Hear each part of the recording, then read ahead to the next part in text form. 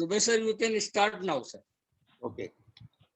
So good morning, everyone. It's really a pleasure to be here on Sunday morning with the whole Indore study circle. I'm also thankful to Mr. S. Gopalan, who has very kindly agreed to deliver a talk today. Most of you would be knowing Mr. Gopalan because he has talked to us earlier as well. But today he is going to deliver a talk on a very interesting subject, which is living beyond our means. Where, how, why. I want to apologize to Mr. Gopalan for, the way they have typed the introduction. There has been some errors. So my sincere apologies to you, sir.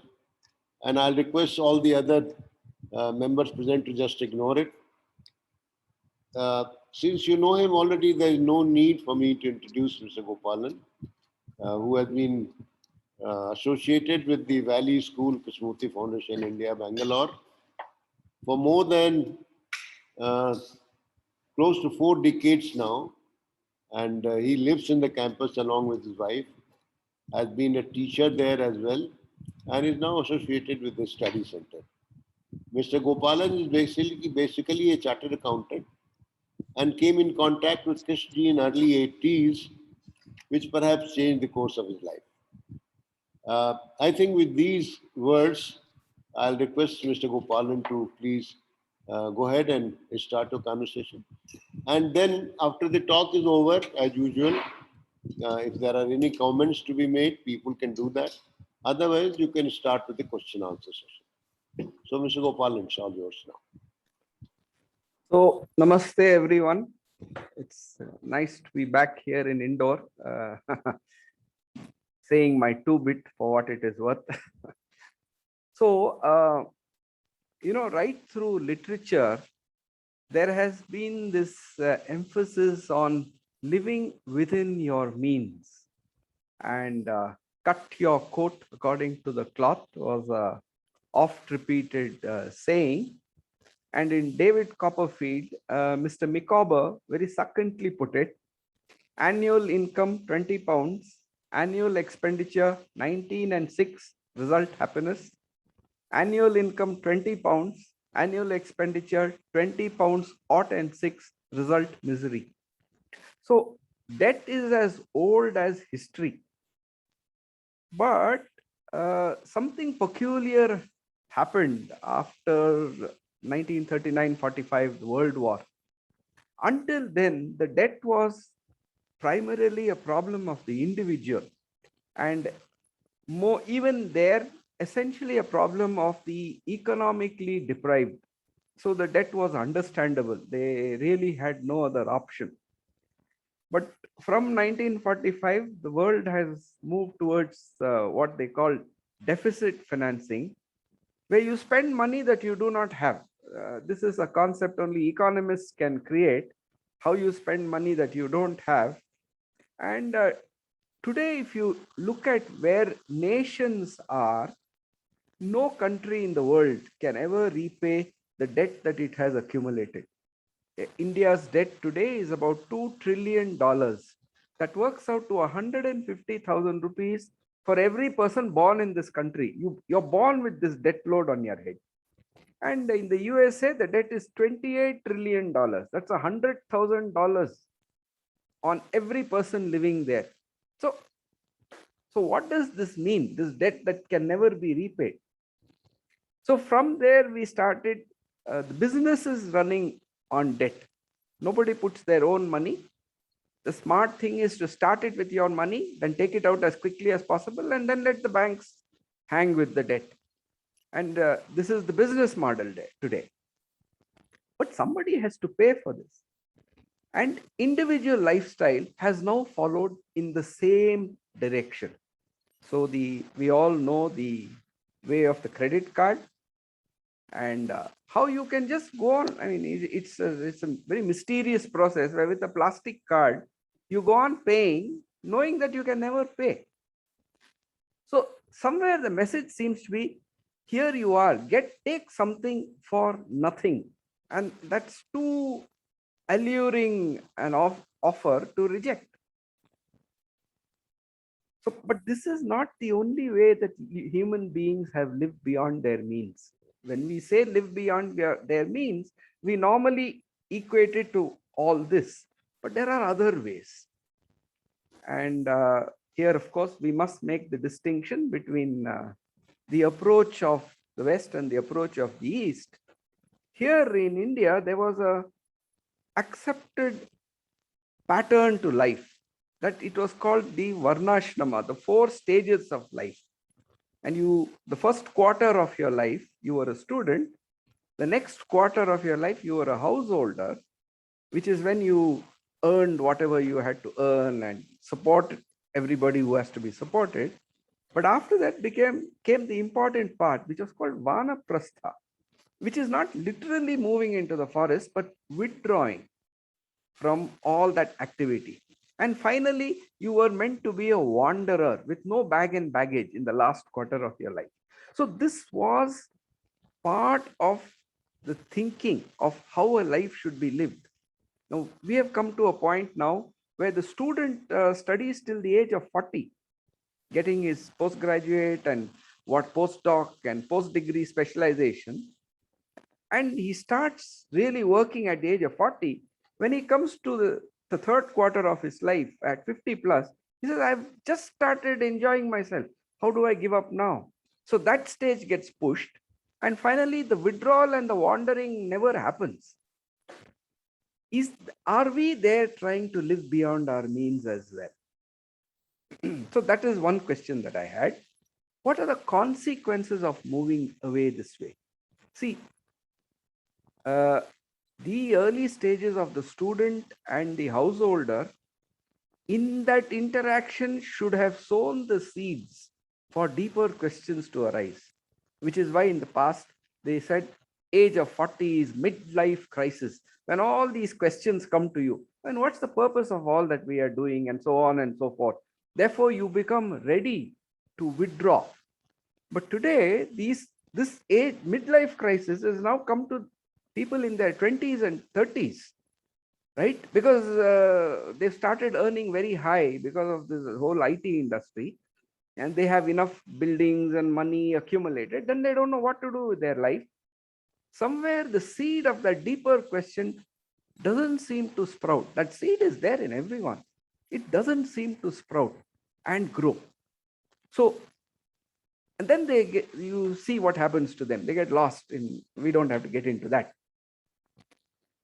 Then there is this whole relationship of the human being with the environment. If you look at the ecological footprint of any living being, it is only the human being who has a footprint that's much larger than himself. And our whole process of living with its approach of industrialization and high technology is creating a larger and larger imprint. And then we talk about climate change and waste and all the problems that we are doing to the earth. We are aware of all this danger, but it seems that we've gone too far. We really can't withdraw ourselves. So then you come to this whole business of health. Now, even Krishnamurti in his talks again and again said, technology has its uses. It has helped you in the area of medicine, all the improvements that have come there. But yes, at one level it has, but see the motive behind what happens today. Somewhere the whole aim of medicine, at least Western medicine, seems to be prolong the life of that organism as far as it is possible. They don't ask what's the quality of that prolonged life. It's only prolong that life. It doesn't matter if you have 2 tubes sticking into your lung and breathing for you. You're technically alive. So our objective is served. Again, are we trying to live beyond our means? Because every organism in the universe has a life cycle, right? There's birth, growth, flowering, and then you collapse. And only then the new birth can come. But somewhere, are we trying to say, this body has to live as far as possible, if possible up to eternity, if possible. So there was at one talk, there was a professor who was the former director of the National Open University. He made a very interesting statement. He said, all this concern about health, it's all misplaced.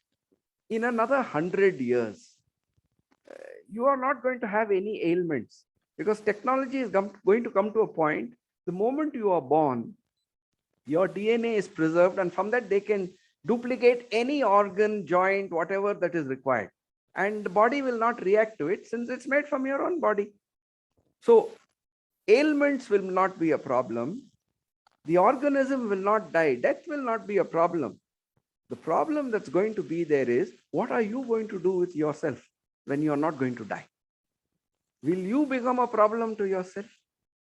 So this is the point I was trying to really get at. This compulsion to live beyond our means, does it originate from the body, or does it originate from the psychological state of our personality? Now, we assume that psychologically we are sane. And therefore, in comparison to us, whoever doesn't behave according to the norms which we prescribe, we call insane. But do we ever ask the question, the model that we are living in, is that itself sane at all? Where we accept conflict, where we accept that our footprint will be longer, where we accept that we will keep yearning to avoid death, is that sanity at all? We don't seem to ask that. And because we have given a definition for ourselves that what we are living in is sane, then everything gets justified according to that. And you can see it more than ever in the way we have responded to the challenge of the pandemic. So, is the core problem the one of psychological becoming? We want to become something.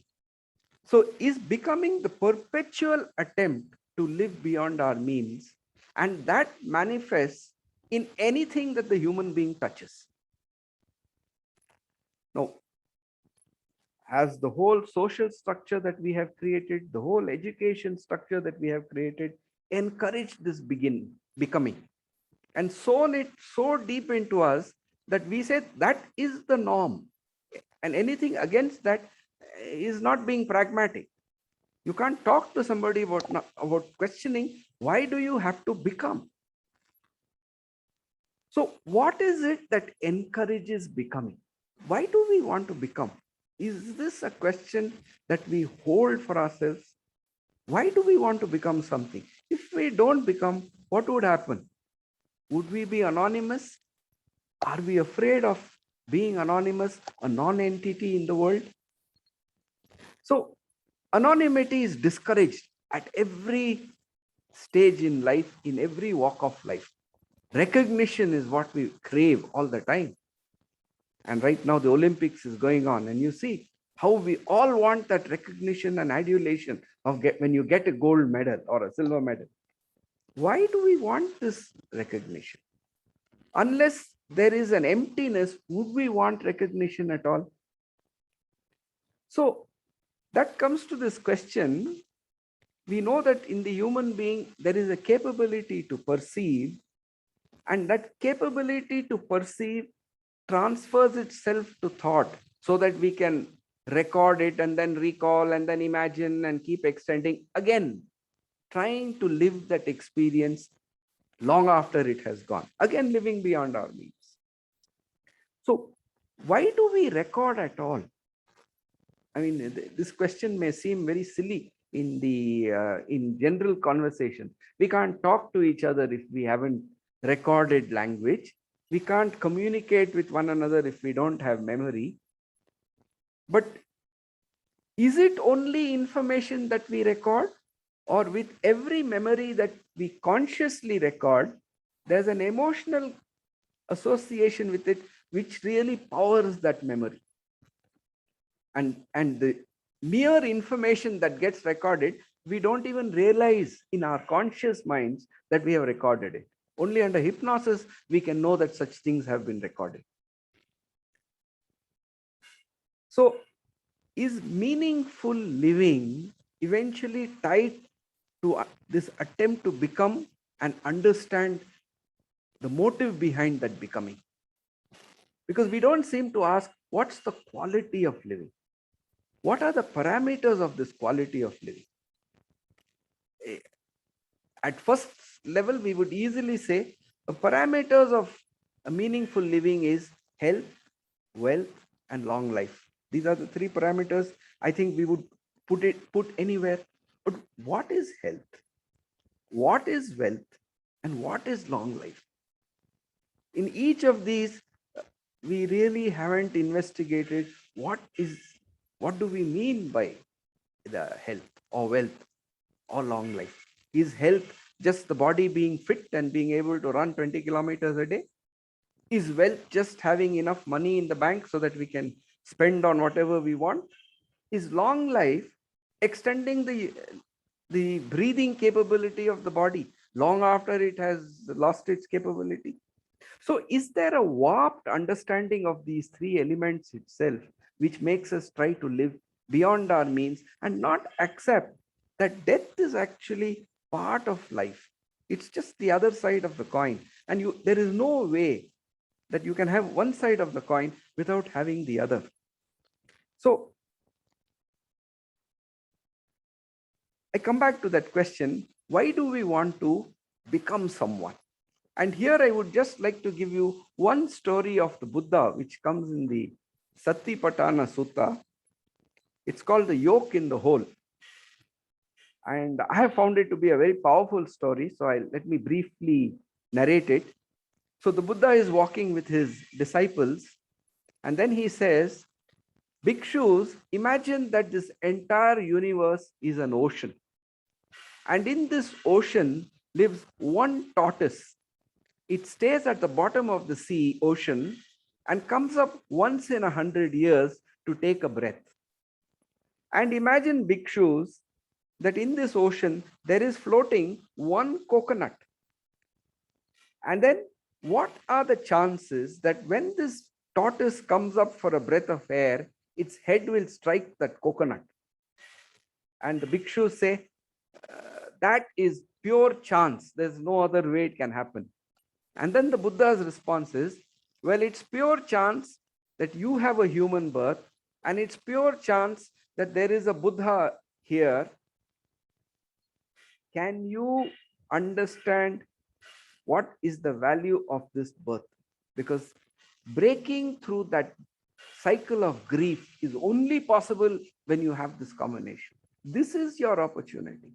Now, this doesn't seem to be a question that we even hold, or a similar question in any other way. So is all that we need to do to address becoming. If we address just this becoming, that is, why do I want to become? And hold that question, would that give a meaningful living? This is my question.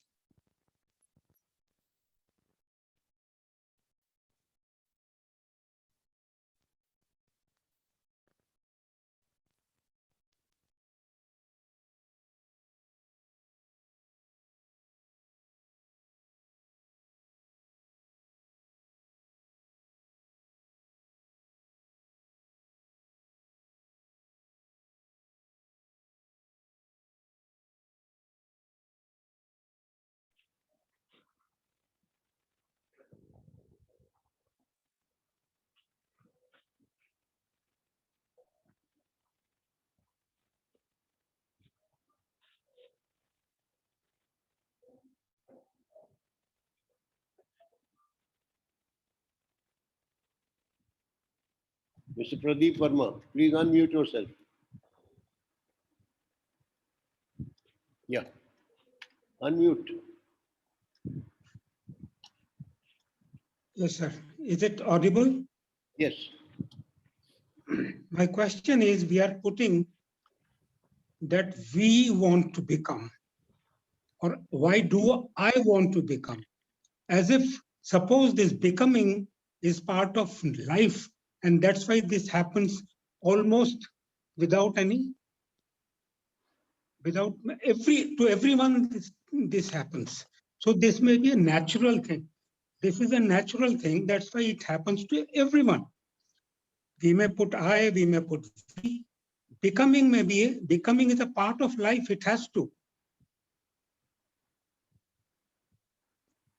Sir, So when we observe other living beings around us, do we see them struggling with this concept of becoming a dog or a cat or a cow? They seem to be satisfied so long as they get their food, and they don't seem to be pushed to do anything to beyond what their immediate needs. Now, we have something more in us which says innovate, move forward, develop, and all that, right? And that is what has led to technology developing in the direction it has. I'm not negating technology. I'm yes. not saying we should not move in that direction, but I'm only saying, can we be satisfied with bringing in technology just for the sake of it, of the innovation of finding out something different? Or is there a deeper question that doesn't allow me to question what is it that I want to become? Why do I want to become?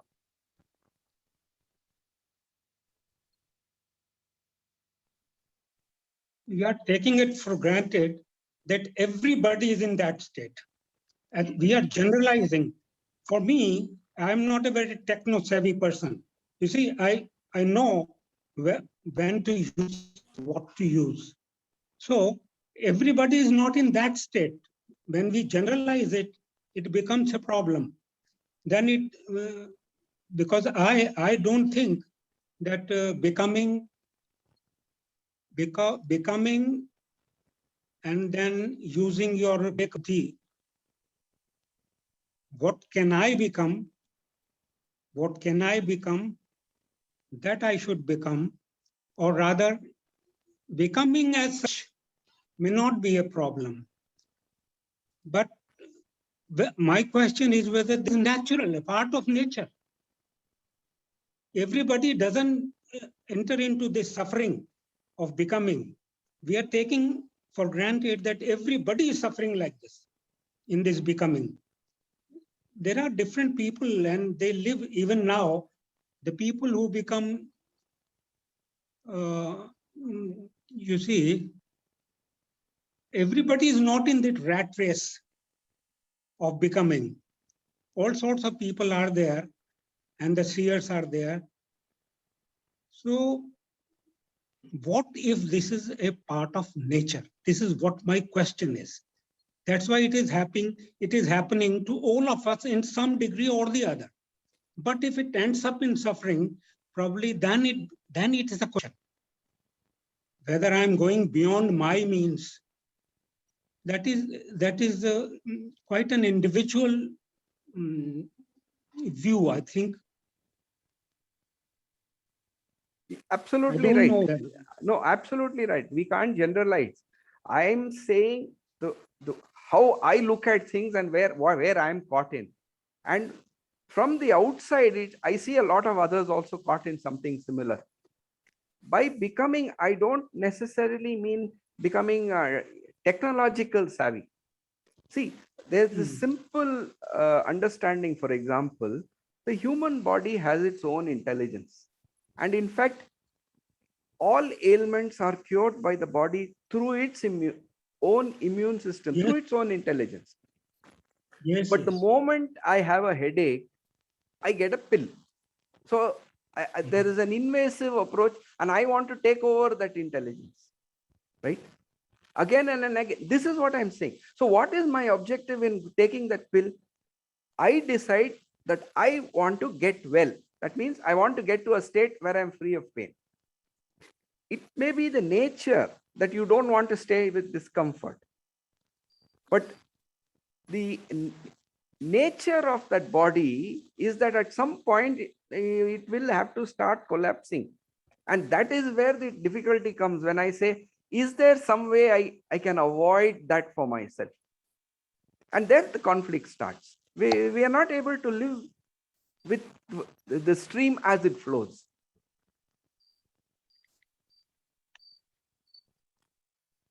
Harshad Parekh wants to say something. Yes, Harshad bhai, please.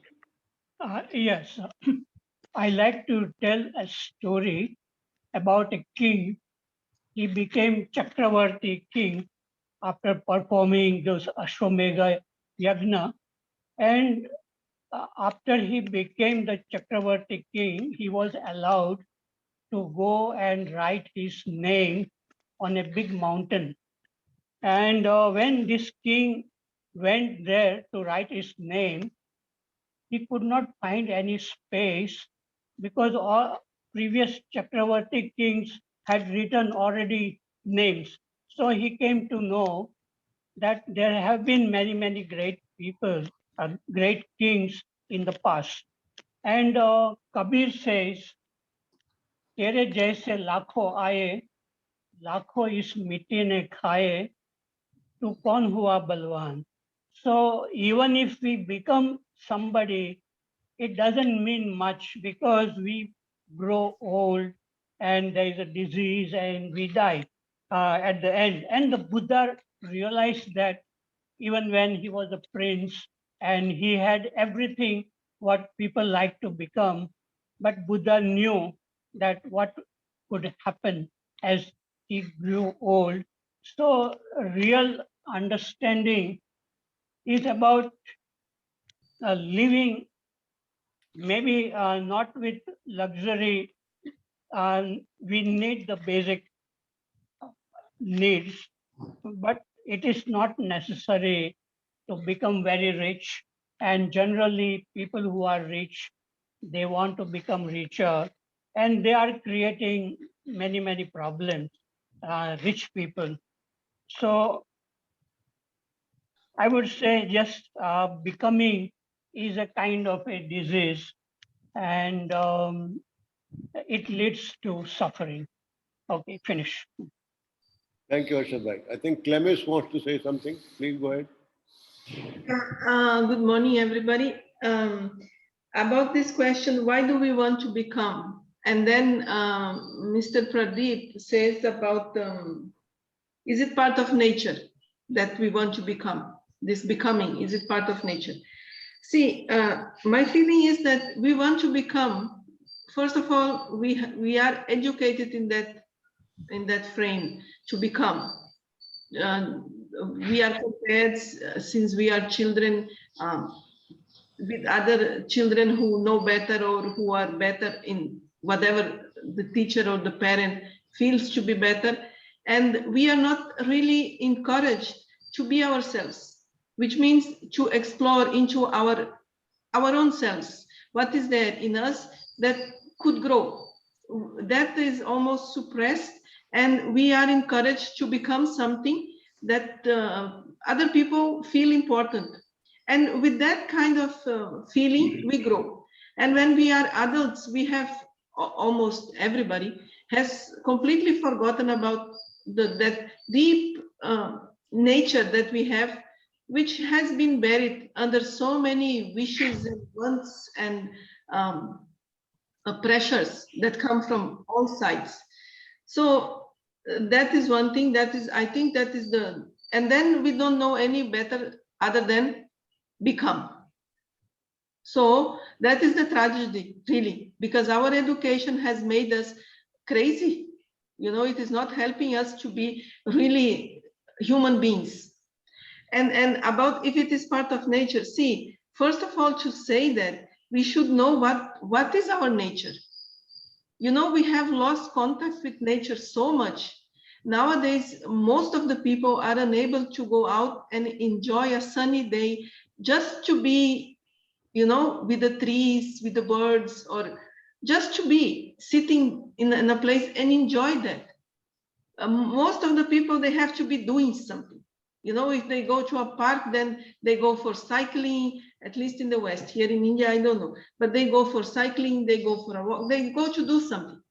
So we have lost touch with nature. And now if we say this is part of our nature, what do we know about our nature to make such a remark? And to say because it happens to everybody, it has to be part of nature. I will not say that. You know, I think maybe everybody is just lost because that has been our way of living for long time, has gone in a difficult way, let's say so. And my feeling is that I don't know when this happened, but when we start to think that we have to fight each other and that we have to fight our inner feelings or whatever comes, we have never been taught to understand what's going on. You know, the Christian religion says, fight, don't allow so there is always this idea of the devil and the angel inside you fighting. So there is never this teaching that says, understand what's going on. Both these things are part of yourself, understand them. This has not been said. So I think to say it is just part of nature is a very comforting thing, and then we just lay back and say let it be, and we can do nothing about it. That's my feeling. Thank you, Clemis. Mr. Dakshinamurthy, Mr. Dakshinamurthy. Yes, sir. Am I audible, sir? Yes, you are. Yeah. Good morning to all. There is an element of becoming in the physical world, in nature also, like a seed becoming a tree. That is a sort of becoming. Like among human beings, a child becoming proficient in English language, a person becoming a good cricketer, a person becoming a good doctor. So the sense of becoming is there in the physical world very much. Somehow it seems to me that has been carried into the psychological world. The self becoming liberated, the self becoming non-angry, the self becoming enlightened, all those things are coming. So my view is, as far as the physical world is concerned, becoming is natural, it is happening, it is very much needed, perhaps within the limits. A poor man becoming rich, that is also required. He needs food and shelter for his family. But as far as the psychological world is concerned, the self is concerned, there is no becoming at all. As you know, the self itself is an illusion. The illusion becoming something is also illusion. In the psychological world, only being is there. There is no becoming. Thank you. So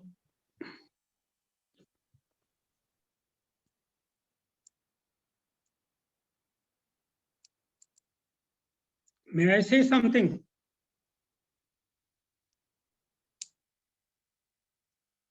Hello.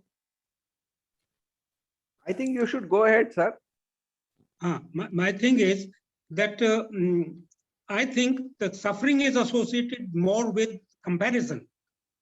When you want, without understanding, without evaluating in yourself, when we compare and we want to become something which is much beyond my potentials, then that does bring rather suffering. So the suffering is not in becoming, but comparison. You see, covetousness. That is the source of why I am not getting that. Of course, self is associated in all these things. We can't divide here it's biology and here it is psychology. It's a continuum. It's a continuum. Yes, sir. That is, to me, is the greatest challenge that we face. See, the seed of that self is there even when the child is born. The child is not born without that seed. It doesn't manifest itself too much in the early years of the child. But maybe after the age of 5 or 6, that self starts identifying itself, opening out, asserting itself, all that happens. But for those first few years, the child lives without asserting its identity, because even that identity is very, very nebulous. Now, this becomes a philosophical question. If that seed is not there at all, would this organism have come into existence? That becomes a purely theoretical question. one can hold the question and maybe one will get an insight into it. But the fact remains that the seed of the self is not the same in all living beings. The human being seems to have a certain capability of developing that seed, which we call the world of the psyche, although it's all one world. There is no human being body world separate, psychological world separate. But human being seems to have this ability to recall and also to imagine. This ability to imagine is what has given us progress, or what we call progress in the world of technology, in the world outside, in the world of business. But the same ability to imagine has created also all the conflicts in the world. And all that is part of the process of thinking, in which comparison is inevitable. See, if we just compare information, there is no problem. That I am here now and now I am 1 kilometer away is not a problem. That's only information. But very rarely does a thought remain at the level of information. There is always deep down something else which energizes that thought. And that is that not the action of the self, which we need to be observing and questioning. Harshji wants to say something. Yes, sir. Yes, I must admit I have a certain difficulty with this kind of conversation. The difficulty I have is that we seem to make some very definite statements. And the question I have in mind is, where are these statements coming from? Like a gentleman said, we all know that the self is an illusion. Wait a minute, do we all know that the self is illusion? Do we behave as if we know the self is illusion? Is all the activity we see around us, does that look as if we? So when we say something like that, or even the question that Gopalanji is asking, why do we want to become? Why is becoming part of our nature, or something like that? I'm already asking this, where is this coming from? Is this built into us? Have we looked at it to see whether we are seeing this action of becoming happening? What are we talking about? We seem to take some things for granted without having examined them. So this question of becoming, let's stay with the question of becoming.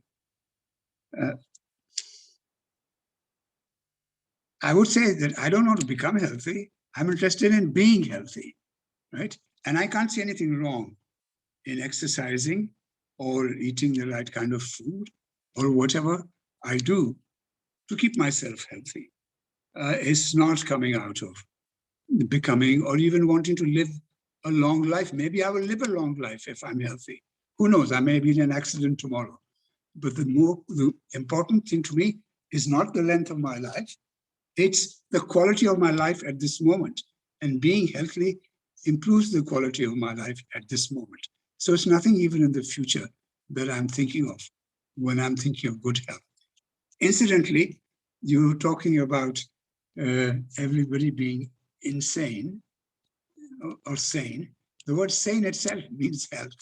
So insane is somebody who is unhealthy, and sane is somebody who is healthy. So it's the same thing. But that's aside. The point is, how do we question something?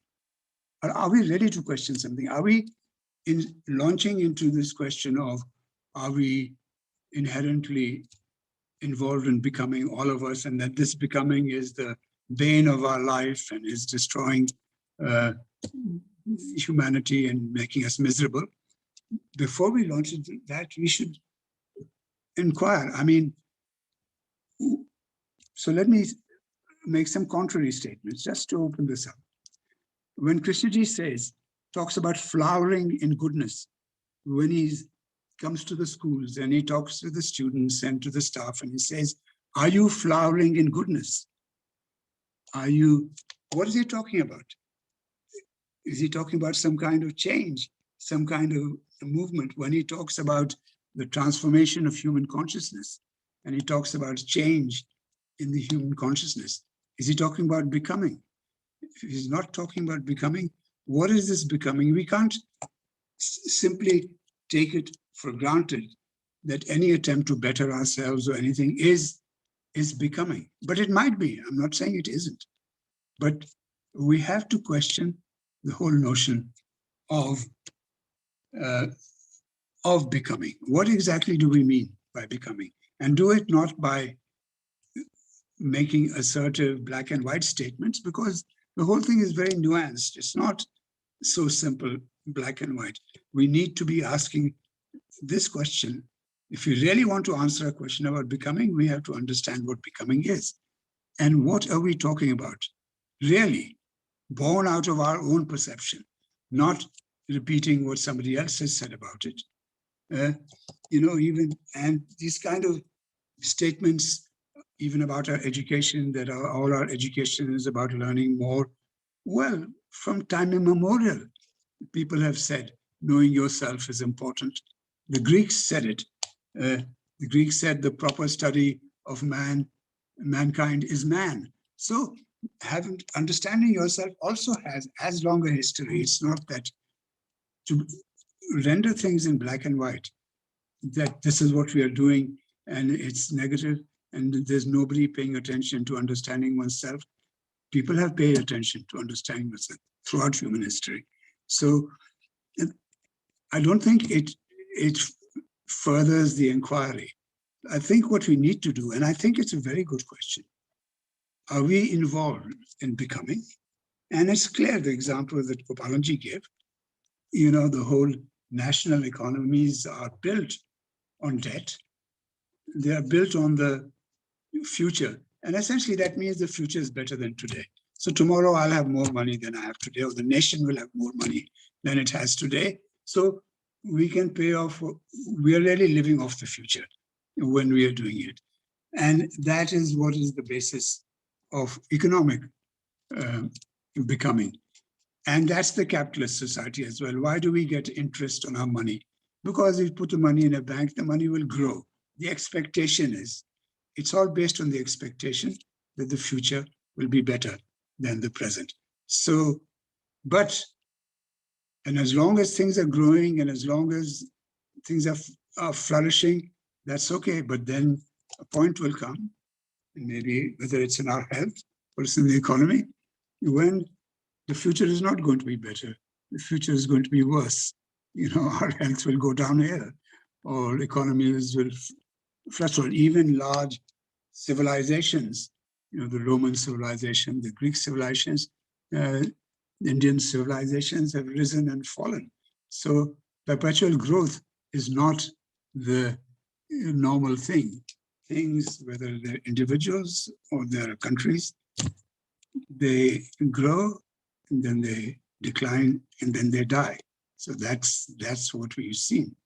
So the question is, what kind of becoming are we talking about? What is involved in this becoming? And even there, if you're talking about psychological becoming, this idea that the future, what does it mean then? What does flowering in goodness mean? What does transformation of consciousness mean? Isn't that a kind of becoming? So are we actually to say we do absolutely nothing? Does it mean that we sit on our hands, we don't try and do anything, even on the level of health, and certainly not on the level of the psyche?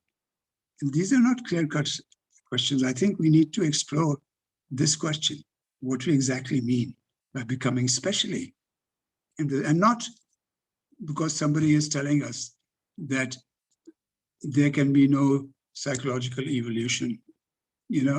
Personally, I see things that Krishnji says as questions for me to explore in my own life. And I think that is also how he meant them to be, not statements that he is sort of gyan that he's giving to everybody. Okay, this is the truth. He may see it as the truth, but for us, it still has to remain. Is psychological evolution what might be meant by psychology? If there is no psychological evolution, what is psychological change. What is transformation of consciousness? What is this, which Krishnaji phrase he liked to use a lot, with the students particularly? What is flowering in goodness? That's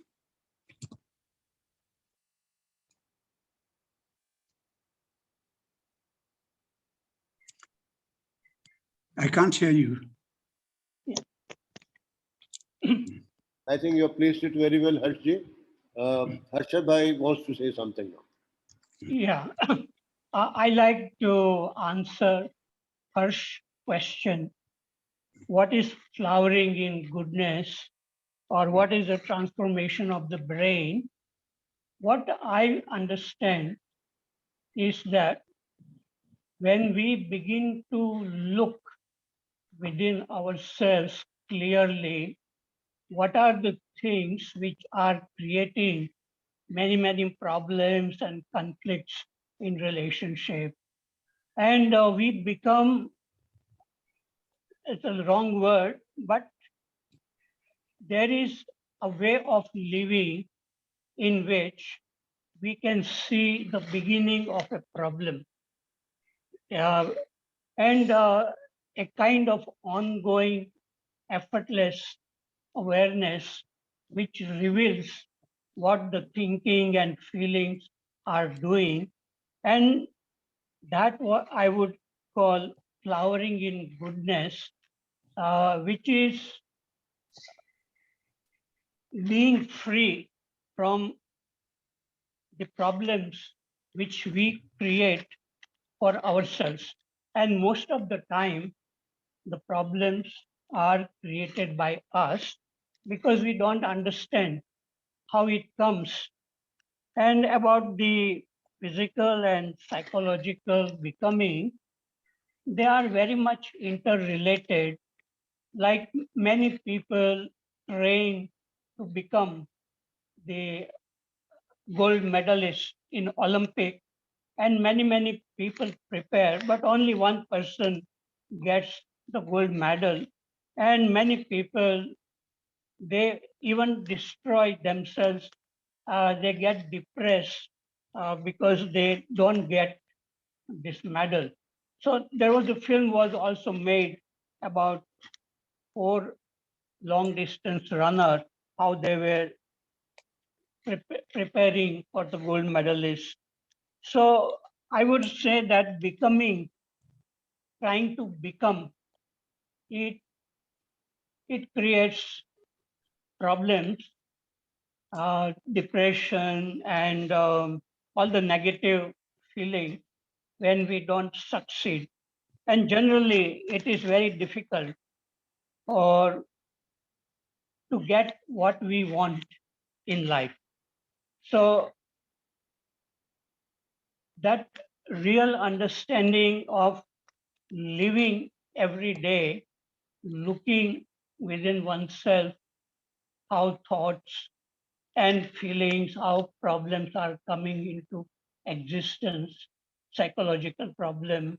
That is what I think Krishnaji was trying to tell students and teachers and all the people, that where this self comes from. And I feel the self is coming from thinking only. And then this self, then it wants, I want, I don't want, that it starts. So if one wants to really understand what this self is, one has to look right at the source from where thinking arises. And it requires kind of curiosity, tremendous energy, attention to look inward, because our life is mostly lived in dealing with the things which are outside. And very rarely a human being looks inside only when there is a big problem, some death or something like that. So this is what a real life living is, living day by day, looking at what is happening within and not accumulating what we have learned, and living fresh, looking fresh listening fresh, not through the previous knowledge. And that is what I consider a transformation of the brain or flowering in goodness. Thank you.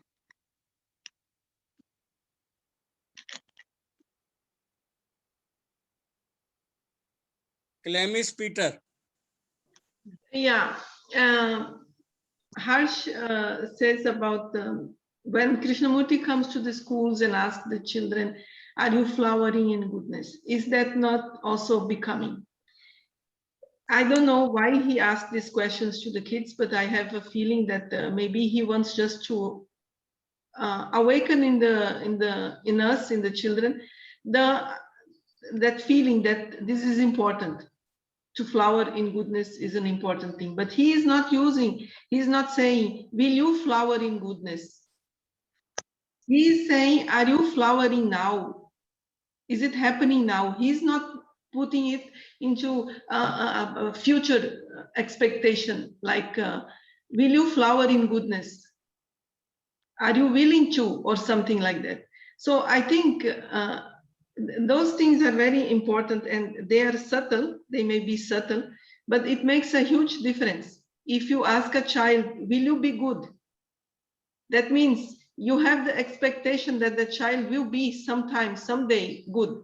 And you are also implying she is not good today. But if you ask her, are you flowering? It means what is happening now? You are asking her, what is happening now? You are not saying that she has not flowered or that you are expecting her to flower. You are asking her, is it happening now? So I think, and this whole question of becoming, I feel it is an important aspect of our life, because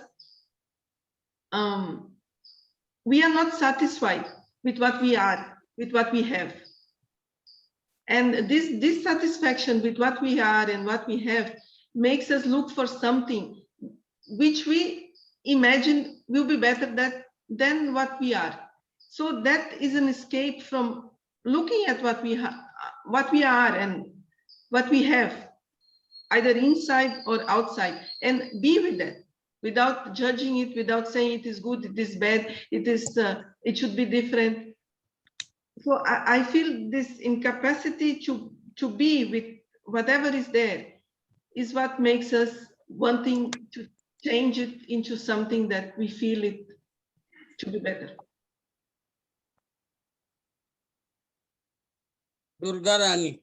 Okay. Yeah. Durga. Good morning, everybody. Good morning, sir. Yeah, I hope I am audible and all. Yeah. Yeah. Yeah, it's a very nice question, sir. Very thought-provoking and all. And when we look at all these trends that are there in the society, we just cannot help but ask these questions. I think these questions keep coming to all of us.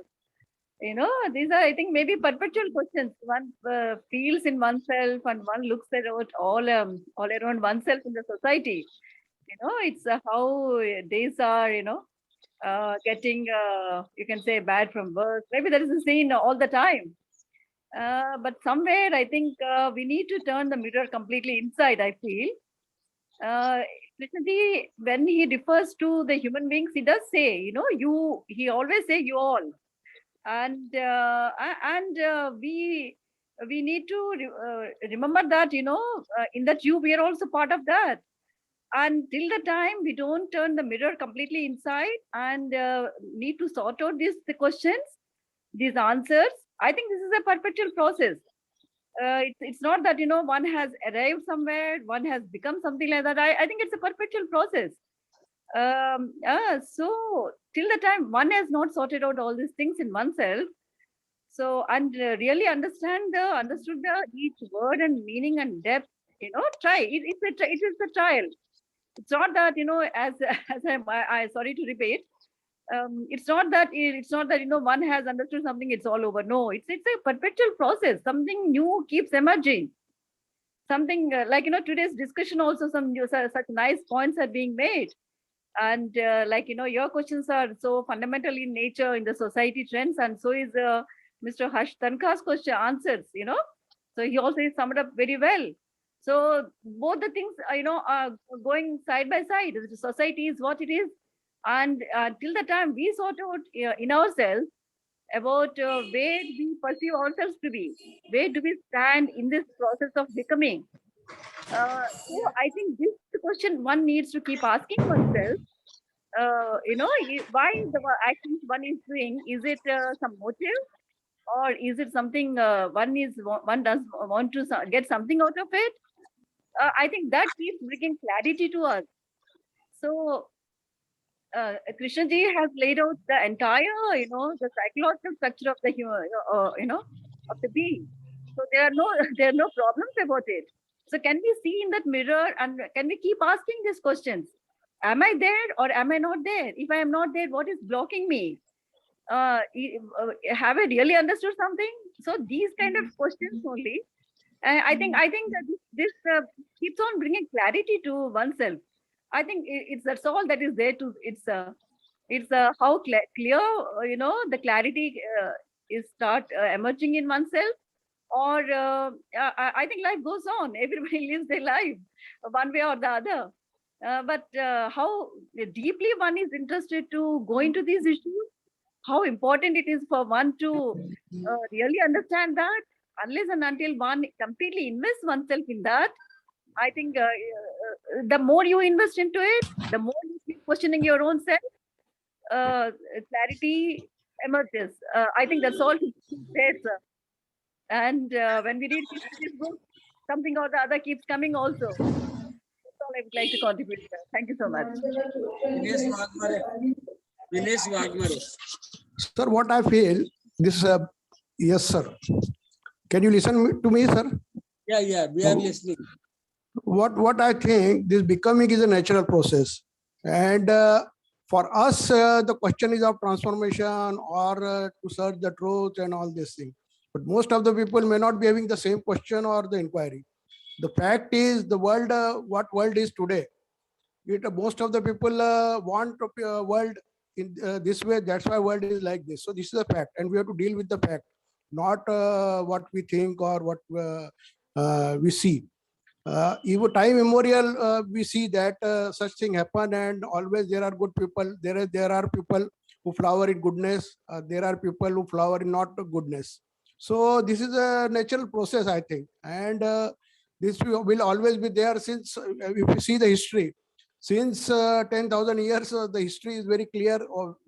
Most of the time, different kind of people will be there in different kind of this thing, different time. So this is a very natural process, and we can't separate. This is psychological being, this is physical being. This is only we are. Yes, we are interested in self knowledge, so we may go for self knowing, and we can say that this is psychological being. This should not be interfering in our technical growth and all that. But otherwise, for most of the people, things are. This is not the inquiry, and this is not their question for them. So whatever is happening is the fact, and we have to deal with the fact. And I think we can only express our views, but we have to deal with the facts, sir. That's what I think. My suggestion is, can I look at the fact in myself? Let me leave the world outside. Durga Rani ji said something interesting. She used an interesting phrase. She said, clarity will reveal itself, or words to that effect. Now, you see. So what kind of clarity we are seeing here? This is what I'm trying to say. I'm trying to get at this point, that this entire discussion takes for granted that there are two people having a dialogue. Even within myself, I am having a dialogue with somebody, right? So do I question for a moment, who is this I? Is it an entity that is separate from this human being and is having a dialogue? So I don't know whether the answer to that can come through words. And I think somewhere we communicate through words, but we miss out the inherent limitation of the words. The whole process of communication, the objective is to convey the experience that I had to somebody else. Now that experience is a feeling. That feeling cannot be communicated through words, because the word is not the experience. It only stands for something. So I gesticulate, I show expression, I show emotion, but that doesn't ensure that I have communicated. And worse, I don't know what you have received out of it. I have no way of understanding that either at the level of the intellect. Intellectually, neither can I communicate nor can I assess what is the level of communication that has happened. Now, is the intellect the only instrument that we have to be able to communicate, to ask? I think that is where the whole thing comes. Is there inherently, am I built on this duality of I and somebody else? And I say that is natural. But if I accept that as natural, then everything that is happening in the world is natural. Conflict is natural. Everything is natural. So that's a dead end. It doesn't take us anywhere. So I have to go back inside and ask, does this separation actually exist? Or is this an imaginary separation? So, sir, whatever you said, it's a fact of life. This conflict will always be there. Okay, accepted. I am having the inquiry that how can I get rid of this conflict, or how can I go beyond this conflict and all that. But for most of the people, this is not the query, or this is not the question or inquiry, isn't it? No, let's leave most of the people. I see that I am in conflict and I'm saying I don't want to be in conflict. All right. But then who is this I who says I don't want to be in conflict? Is he an entity sitting somewhere deep inside who says I'll separate myself? And the deeper question comes, because we all experience this every day, when we are deeply involved in something particularly that we like to do, we're deeply involved in it. I think as we grow older, such opportunities become less. But when we are deeply involved with what we are doing, and at that moment, there is no sense of that I. We all experience that. So where did this I go at that time? I did not experience, right? Experiencing happened. And then I said, I experienced it. So the I always comes in after the event. That is a fact which I can observe in myself. Sir, fact is, I is there also. Just a second, sir. Just a second. Harsh Tanka wanted to say something. Harsh Tanka. Okay, sir. Mr. Wagmare, if I may say, Yes, I sir. don't know if you're aware of what you said.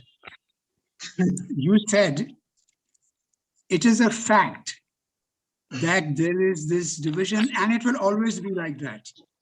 Now, that statement can't be a fact. If you say that we are all divided and believe in the self now, I'm willing to accept that that could be a fact that you are talking about, that it is so now. But when you add to it that it will always be like that, that is not a fact. That's definitely not a fact. So already you are. Then you illustrated what Gopalanji was saying. Gopalanji was saying that if we see this difference between you and me, myself and another person, and we see ourselves as separate, then everything, if we make that assumption, then everything follows. Everything follows from that about self and conflict and all of that follows once we have made that separation. So he is challenging that separation. He's saying that's a false separation. So when you start talking about some people are like this, some people have this, some people don't have, you're doing exactly that. You're taking for granted that separation between one set of people and another set of people, between me and between you. So, and once we take that as a starting point for our discussion, then the whole discussion is predicated on, I think what Gopalanji is trying to get at is to question that. He doesn't want to make the opposite assertion. He's just questioning, is that so? Or are we somehow, all human beings, standing on the same ground? So, and he was also saying that we can't know what somebody is thinking about. We can, once we begin to recognize, which we do to some extent all the time, that in some senses, we are on the same ground. So my sorrow is like your sorrow. So when you are, or my happiness is like your happiness. So when you're happy, I understand it because I understand my happiness. I understand about happiness. I understand about sorrow because I'm prone to it. Because we all, so that is how we understand each other. Otherwise, the problems if we are communicating without this background, then we are reliant only on words, and words are Sir, so incomplete. Yeah. What I just wanted to point out that there is a state of mind where there is no separation. There is also a I fact. don't know. I don't know about that. I'm No, not no, willing to what make I these- wanted to, take these sir, things as facts. what I was trying to point out that all the people are not having the same inquiry.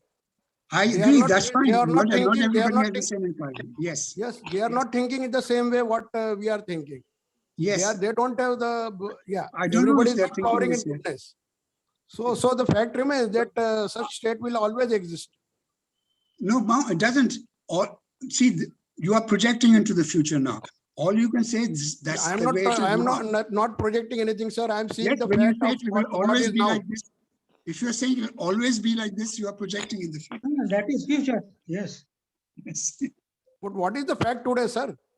Today, the fact is that everybody is divided. I agree with you. Yes. But I'm not willing to say that it will always be like this. So the Okay, fact accepted. today is that I am divided. I see, Yes. forget I'm everybody divided. else. I am Yeah. divided. I Yeah. think I am an entity different from everybody else. And that's where this whole dialogue That's it. starts. That's it. Right. Let that continue That's the to starting happen. point. But, Yes. is it not that fact, sir? So at this point, I can ask, I seem to be divided. Is this true? Is this division That's the valid, question. or is Yeah. that my imagination? Have I created this illusion that I am separate? And then say, this is a fact. Now let's proceed ahead. Sir, the problem of the mind is it can think only either it is divided or it is not divided. But there is a Right. state where there is no separation. But at the same time, there is a state where there is a division. Right. Both the things are simultaneously existing, isn't it? So can I negate the false? Can I see that I don't know whether this I exists actually, but I can see at every moment that this I is something connected with some memory, therefore it's a memory. I can keep negating it. What Yes, this remains is- after negation is a different issue. Yes, this is $1 million question, sir. So can I keep negating whatever I see as false? Why do I want to make a So it's statement okay, about what okay. is As not far as I false? am concerned, or you are concerned, Yeah, for yeah, us, this is the question, or this is the inquiry. For most of This the is we the are inquiry, yes. earlier we were generalizing the statement, generalizing the Yes. things. So for all the people, this may not be the fact, sir. Sir, why am I concerned about all the people? Can I? Because you started with the considering all the situation in the world or total this thing. Yeah, because I always give that as an excuse, as a justification to do what I am doing. Why am I living on credit? Because the world is like that. The governments are like that. I always give that. So I started from the outer. But I am saying, if I see that my living that way creates a problem for me inwardly, what's preventing me from moving away? I want to have the benefits of what I see as the benefits of that. And I want to sail in 2 boats. That's not possible. Right? So if I see that, No, that there is no doesn't- no doubt, sir. We can take care of ourselves, but can we world- take care of ourselves? yeah, I'm not That's so what I'm sure. asking. we can naturally. I'm That's not why we so are sure. discussing, sir. I'm sure, sir. I'm sure, sir. I can take care of myself. We are sure. That's why we are discussing. No. Pradeep I Verma, don't see myself. Pradeep Ghosh- Verma wanted to say something. Yes, something, a small thing. Gopalanji talked about the questioning of I to me is done by I only. This questioning of I is done by I only, the same I. Mind keeps you engaged like this. So you said questioning, you must question this I. This questioning of I is done by the I only. Based on some statement, borrowed statement from somewhere.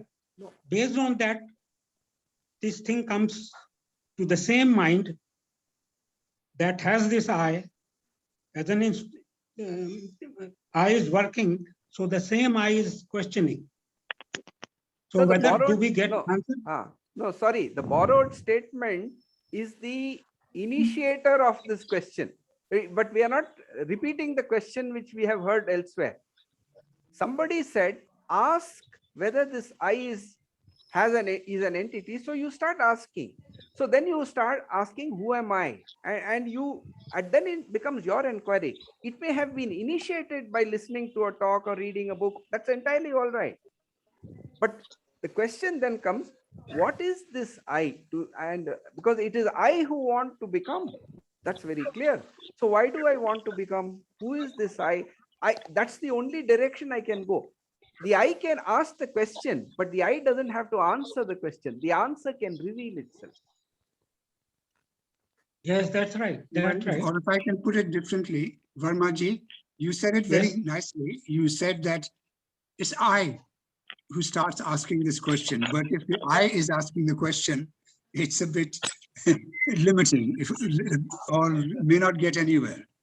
But then you see this. When you see this, I see that the I is asking the question and the I is limited.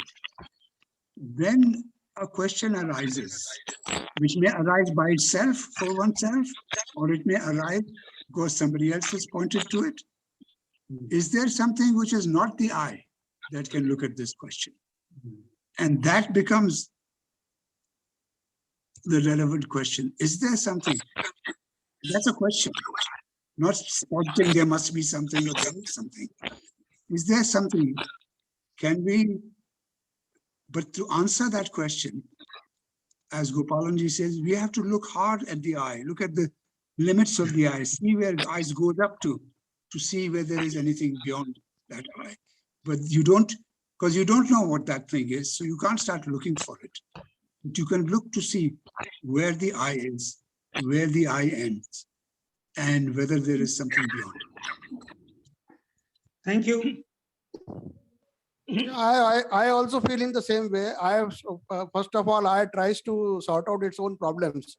Then it understands that problems, I itself is a problem.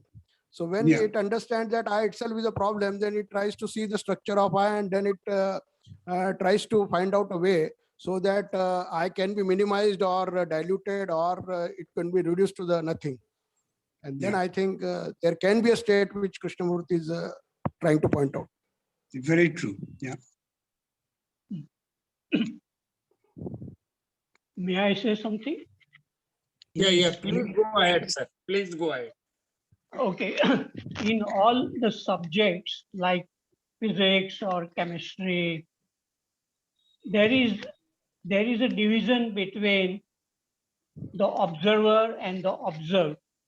But in psychology, when we want to understand ourselves, like anger, I am the anger and I want to be free from the anger.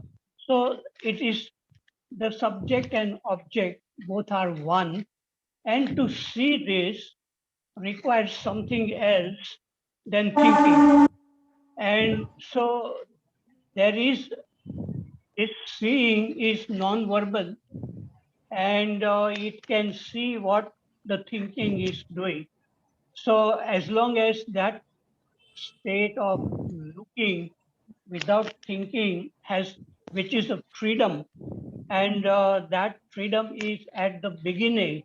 If it has not happened, then there will be many doubts and many questions will arise. But when the seeing happens, then there are not any doubts, only just seeing. It's not I seeing myself. It's not. It is a seeing which is independent, different than I, what we call I. Okay, I finish. Awareness. This is what you call awareness. Awareness.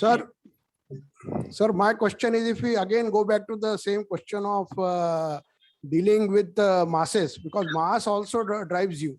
So becoming again is a part of this society, and so we have to actually tackle, and one has to intelligently see how he can become also, or flower also, and at the same time he can remain free from that also. That's what I think. What Harsh sir has to say. Yeah, I would say this. See, I think anybody who has been involved in this, looking at the self, trying to understand the self for some period of time, begins to understand or has some contact with this point. Harshadji talks about it, Jalanji talks about it. I would say my experience is similar, that you see that to even look at the I itself requires something which Krishnaji calls intelligence and awakening that intelligence. But once you're at that point of the possibility of the awakening of intelligence, what then is your action? Now, Krishnaji, in discussing, he wouldn't say this in a public talk because most of the people in a public talk are not at the point. But when he was talking with smaller groups who were involved in this and who understood what he meant by the awakening of intelligence, so he didn't have to press that point any further with them, then he would put this challenge, which was, this is that if you are concerned only with the awakening of your own intelligence, this is still a petty, small thing. And right, so your concern has to shift to, and that is the way he talked about it, the transformation of the consciousness of mankind. Now, my sense is that the purpose, certainly I know it is the purpose of the foundations because I've been involved with them, but even the purpose of groups not like this is exactly what Vaghmara Reddy is concerned about. How can the whole of humanity, how can the transformation of the whole of humanity? So that is the challenge before us, the transformation of the whole of humanity. Yeah.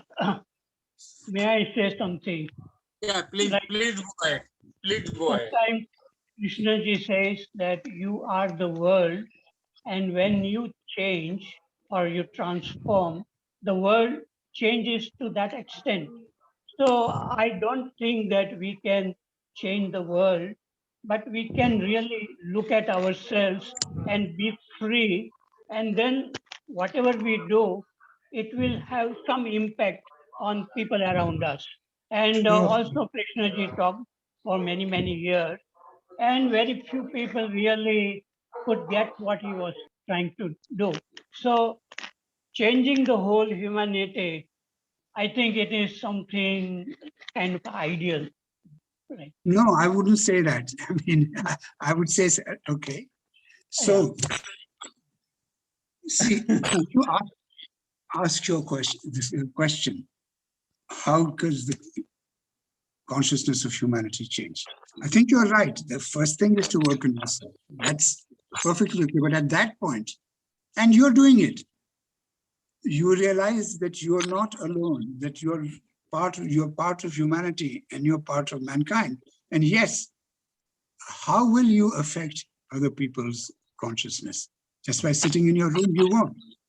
So here you are, you're talking to other people, you're telling them about all of this, you're turning their attention towards this possibility, you're telling them about your own experiences. These are ways in which you, Harshadji, are affecting the consciousness of mankind. And there are people who are publishing books of Krishnamurti, who are holding discussions, who are doing various kinds of things. So they're not setting out to proselytize, they're not setting out to make Krishnamurti converts or anything like that, but they are people who are doing that because they are aware of this responsibility. I mean, some of them are just doing it because they're doing it, but some of them, most of the ones who are in it for some time, they're doing it because they see the value of it to others, to everybody, the value of discussions like this, the value of groups. There are lots of groups like this all over the place. They're all slowly filtering into human consciousness the things that we are talking about.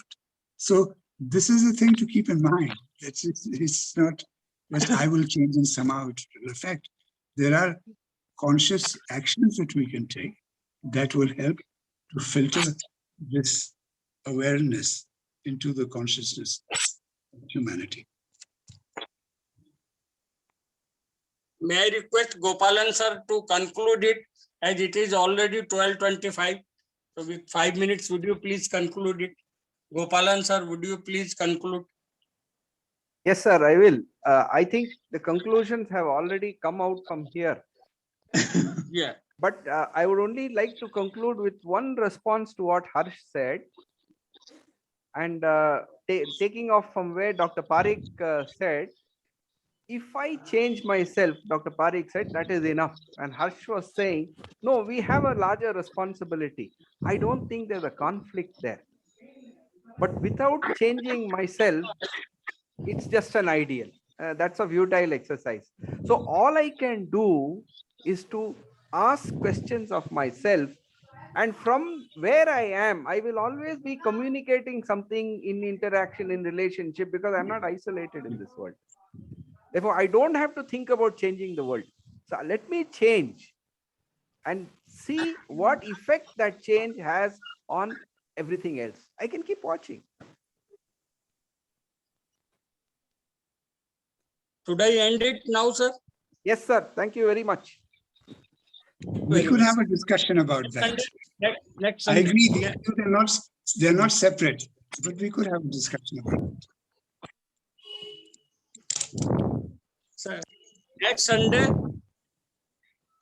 Shakti sir and Harish ji and Sir Parikh will have a dialogue next Sunday. Thank you, everybody who participated, who spoke. Everybody, thanks. Please come, let's end it. Okay. Thank you, everybody. Thank you, sir. Thank you, everybody. Thank you. Thank you, everybody. Thank you.